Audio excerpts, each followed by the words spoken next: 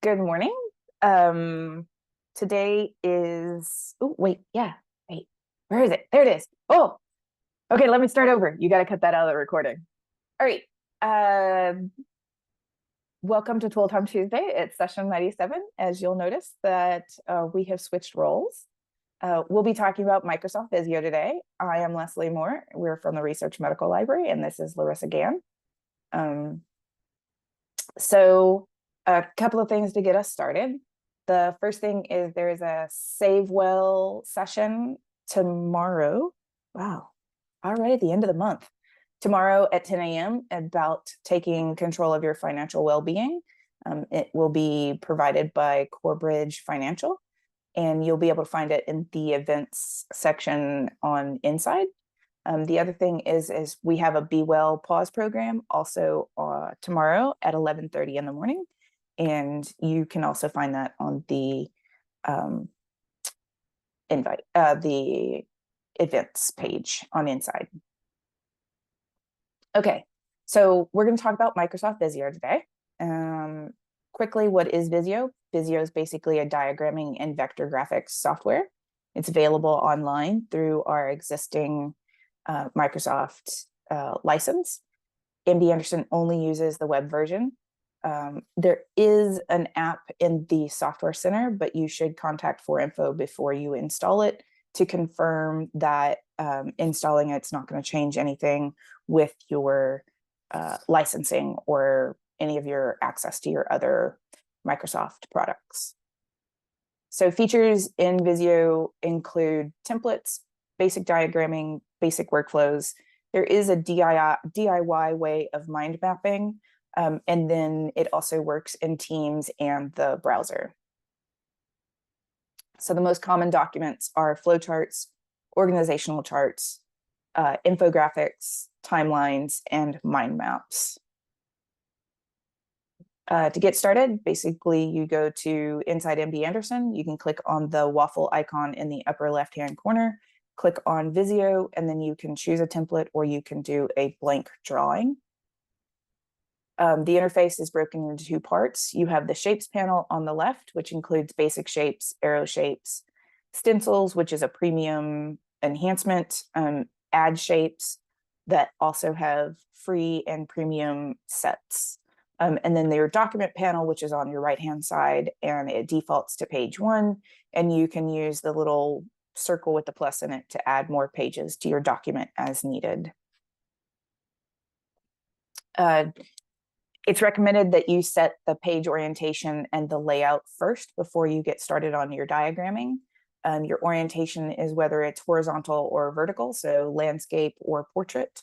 And then your paper size, in case you need to actually print out your paper. What size paper do you need to print out on?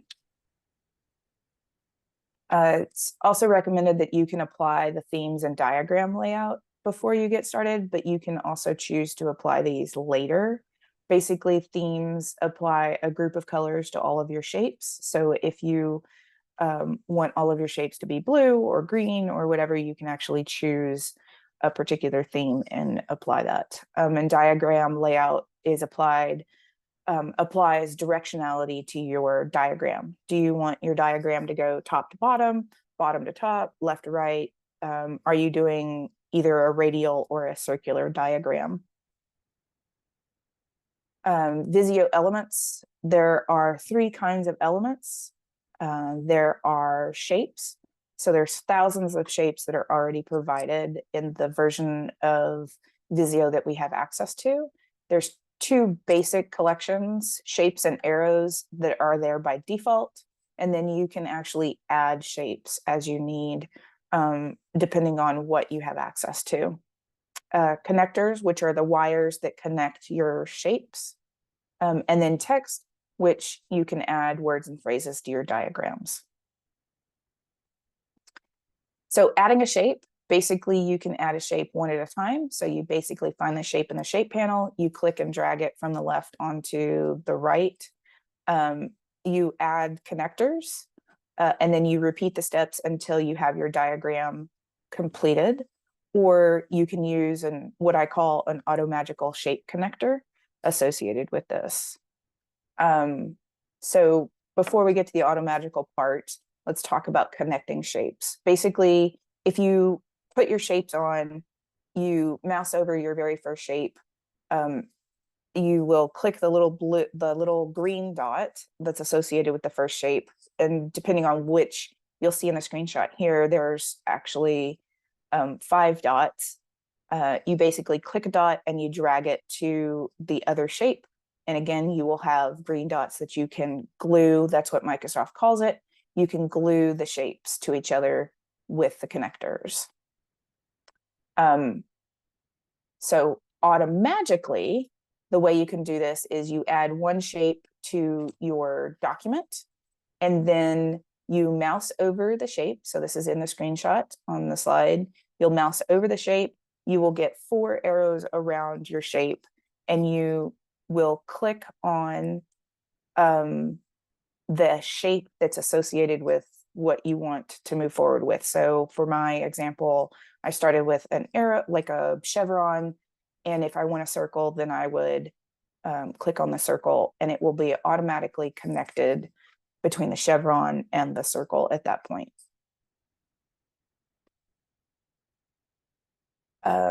So editing shapes, basically, when you edit a shape, you can right click on it.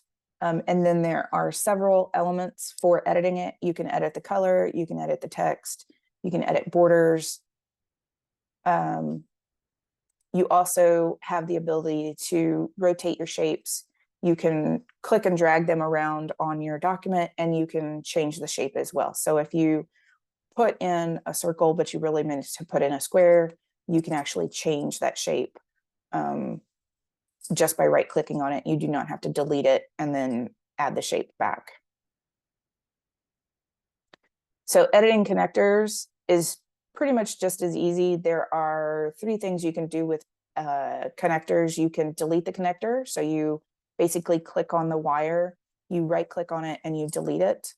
You can move it. So if you were working on the wires, but now you want to move the wire away, the connector, you can click and drag and move it away from the shapes.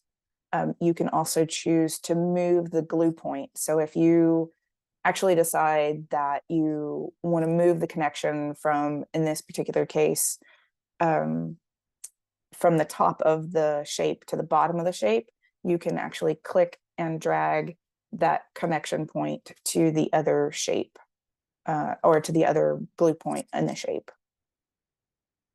The other thing you can do is you can change the style of the connectors. So you right click on a connector wire, you choose the connector wire icon, which is the weird little thing that has like a right angle plus a sort of like a 45-degree line in it. And then you basically choose, do you want right angles, straight lines, curved lines? So adding and editing text, basically every shape comes with its text enabled already. So you just double click on the shape and you can fill in the phrase or word or whatever you want, the text that you want on that shape. You can then also use the home icon, the home tab icons to edit those texts. So you can change the font, the size, the color, so on and so forth. And then you can also choose to add text anywhere in the document. From the home tab, you would click the add text box. You draw a rectangle or square on the document, and then you would type in your text. And as you can probably see, we talked about donuts 2 weeks ago. And so I immediately was like, must think about donuts for the next 2 hours. Okay, so sharing a Visio chart or a diagram in another document. So there's 2 ways you can do this. Basically, you can click, there's a ... in the upper right-hand corner of your document, and you can choose download as, or you can click file, save as, and then choose download as. And that will allow you to download as an image, for example, that you can then embed in a document itself. But you can also choose to share your Visio document to collaborate with others, because this is another feature that we have with Visio. that you can share with others. So you basically click the share button in the upper right-hand corner. You then click share, you enter the person's email or name, and then you click send, and then they should receive an email that says, hey, so-and-so has shared the document with you. And then you should be able to edit the document as well. I have gone through this very quickly, but I'm going to show y'all some stuff on Visio. Yeah, Melissa, that's what I was gonna ask, is if you could show it just so we yes. can see it. Yeah, because it makes much more sense seeing it. So there are two things for learning more. There is LinkedIn Learning. There is a section for Visio.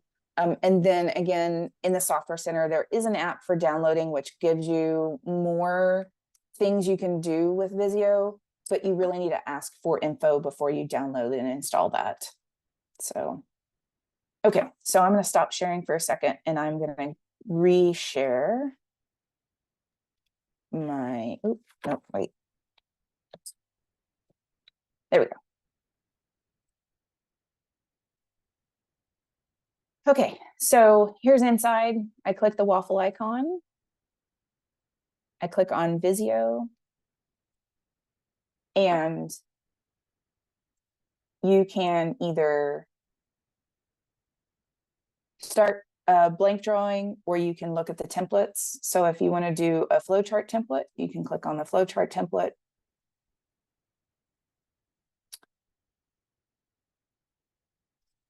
It will load. And it will give you, in this particular case, it'll give you the basic flowchart steps, the shapes. So if you have a process, you can just drag it on. If you have a database, so on and so forth. You'll see I'm mousing over. So if I want to connect the process to the database, I can click the little green dot, and then I can move over and glue the connection to the database. And I've now connected the two. I can also change the connector. Right now, it's right angles. If I right click on it, I can click on the connector style, and I can say I want curved lines instead. And so it'll give me a curved line. And now anywhere I move this, it'll maintain the curved lines. Text is same thing as a text box like you would have in Word.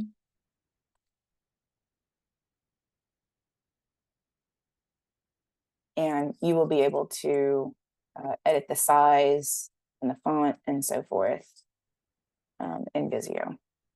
So, okay, it looks like we might have questions. I had asked how people were using it. Oh, good. And several people said they use it for organizational charts, which totally makes sense. And someone said they use it for process flow. Mm-hmm. And that's really how I've used it too, is for process flow, to help people understand like where their role is in a process. Mm-hmm.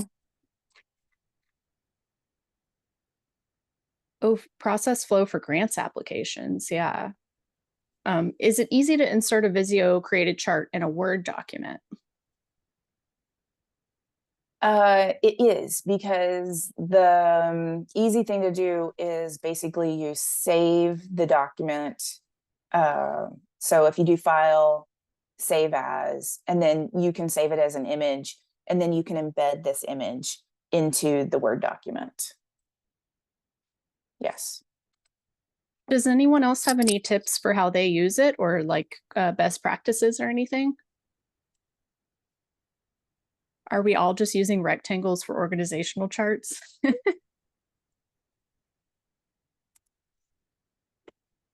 I haven't what gotten I found very interesting, fancy. yeah, I haven't gotten very fancy either, but what I found interesting is, and mostly it's because it's entertaining, there's like body part icons, there's medical icons, these are all free.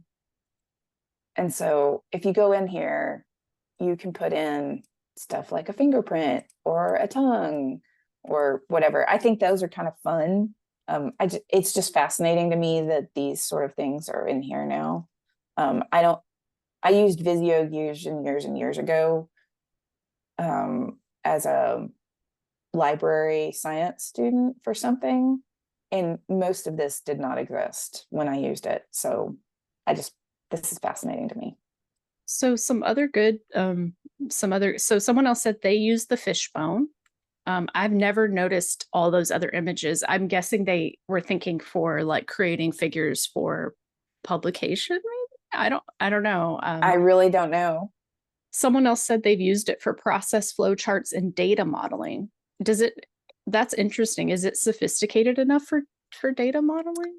Yes, actually. So if you have the full version of Visio, so if you can download the app, you can do a ton of stuff for let's see, hold on, business. There's one for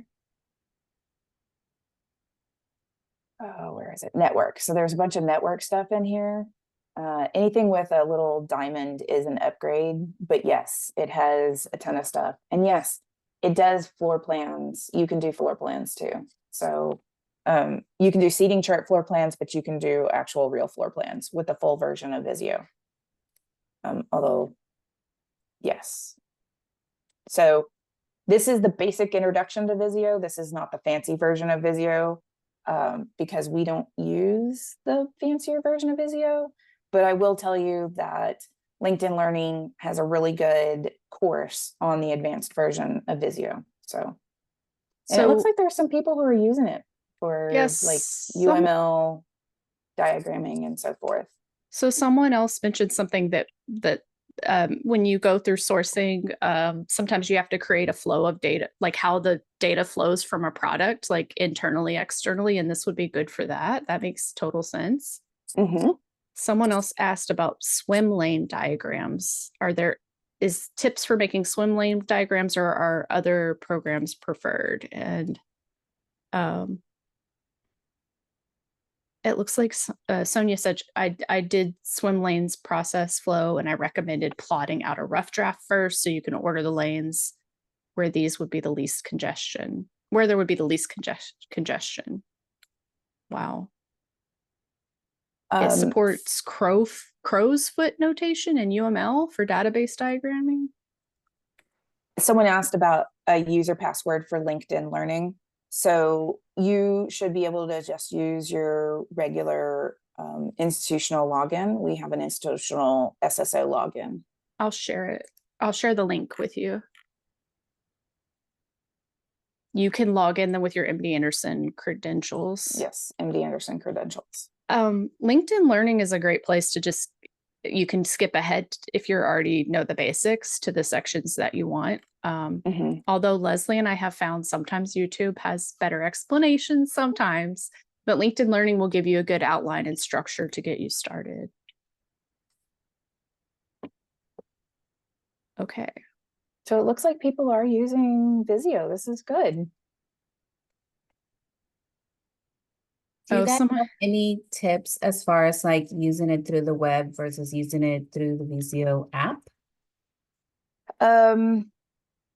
The biggest thing I've seen is you have to, when you get a document, if somebody sends you a document that's Visio, you have to actually actively click to edit the document first. Let me show you that. So other than that, I haven't spent a ton of time working with Visio.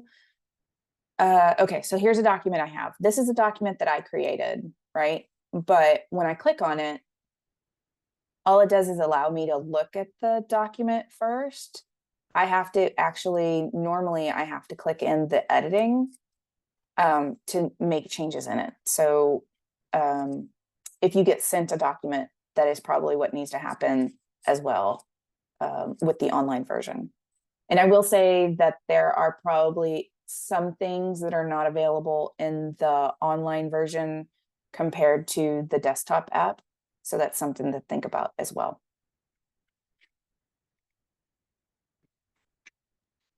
Okay, and Lisa said there's a big difference between the browser and the desktop version. Yeah, there is. So someone else asked about Power BI for creating org charts. There are people who can help you with Power BI if you want to try that out. But but I haven't done that before. But we could connect you with someone who does Power BI.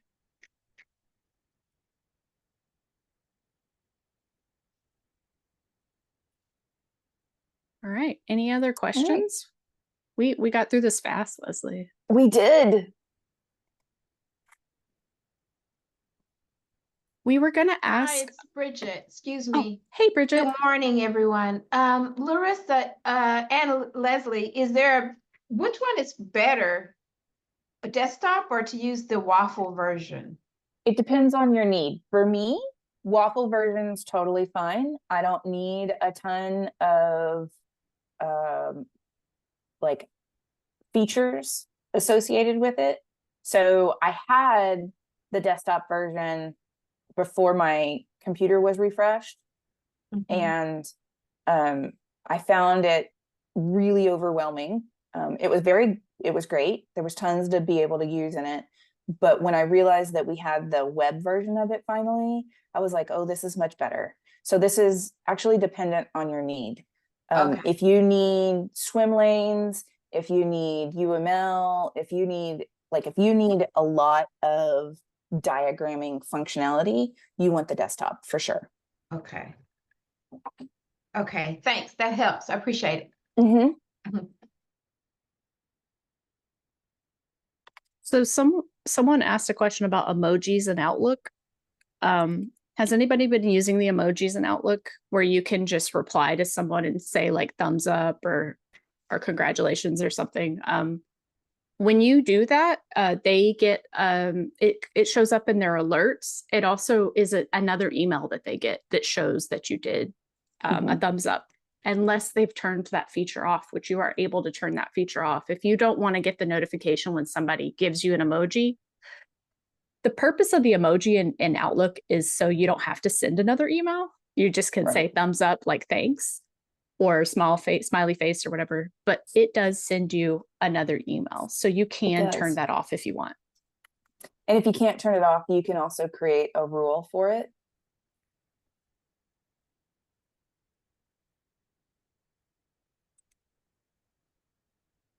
Okay, someone says Visio isn't there for me and it just is just spinning on the install from the software center.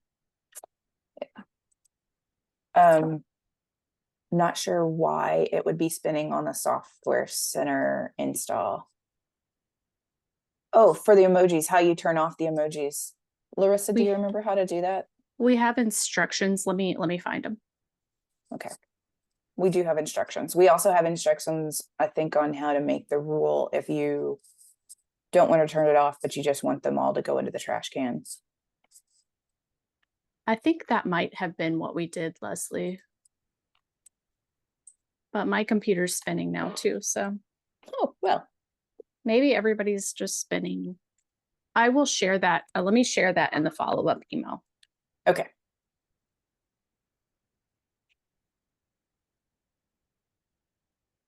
Because my computer's moving slow. So Larissa and I did have a question for everyone. We were going to create a poll and totally did not get to it. We're very close to episode 100. What would you be interested in seeing?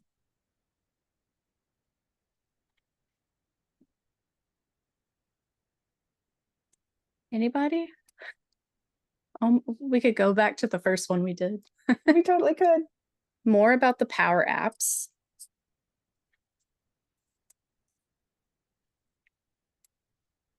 I will say with the Power Apps, well, we could talk about Power Apps, Power BI, workflows, and Power Automate.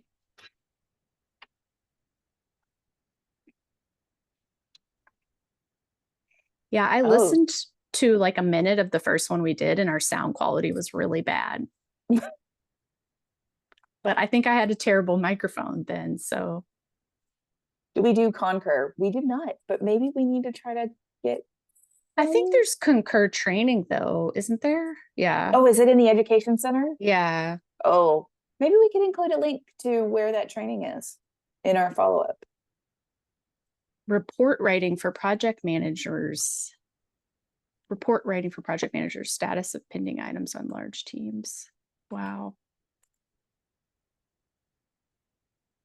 Okay, someone says to download Visio, it takes some time to download and then you need to close your other Microsoft software.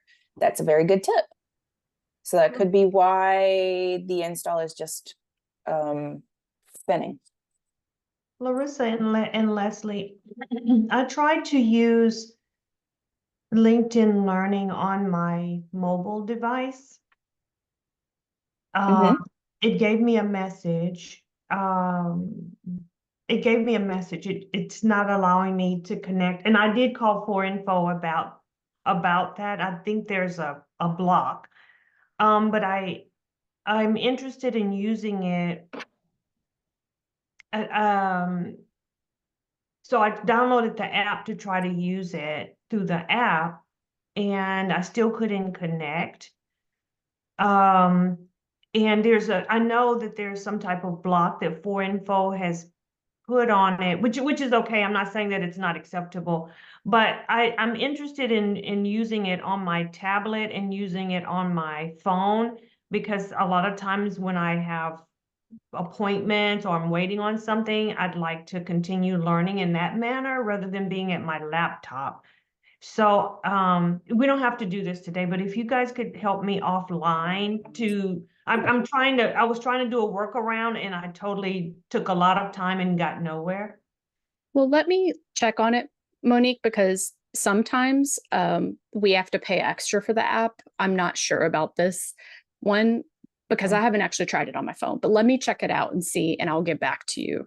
Yeah, that would be great. So just wanted to, I'm sure I probably can use it on my personal laptop, but then again, I don't carry the laptop. I carry a tablet and I carry my phone. So I'm sure it will work through a browser, but I'm not sure about the app. So let me check on that. Yeah, I totally bombed out on that, and I appreciate the feedback. No problem. All right.